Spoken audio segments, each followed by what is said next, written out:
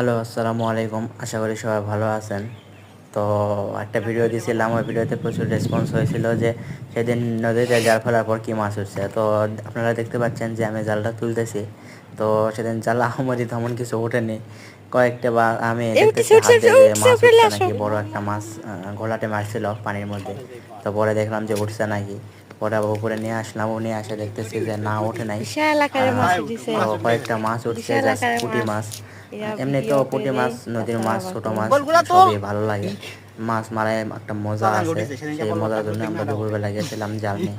তো মাছ মারলাম, নেশারাই। মাছ সবাই মিলে মারে এবং নদীতে সবগুলা গোসল দিলাম, দিয়ে বের হয়ে আনন্দ করে তারপর আসলাম।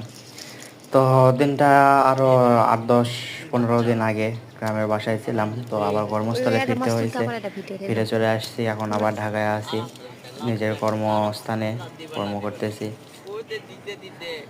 সেই সব দিনের কথা আবার মনে পড়লে খারাপও লাগতেছে যে বাসা থেকে চলে আসলাম।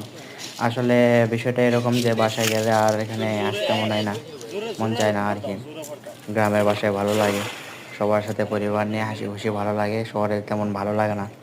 তো আজকের ভিডিও এ পর্যন্তই। সবাই ভালো থাকবেন, সুস্থ থাকবেন। সালামু আলাইকুম। ভিডিও ভালো লাগলে অবশ্যই ভিডিওতে একটা লাইক করবেন, কমেন্ট করবেন, সাবস্ক্রাইব করবেন। ধন্যবাদ।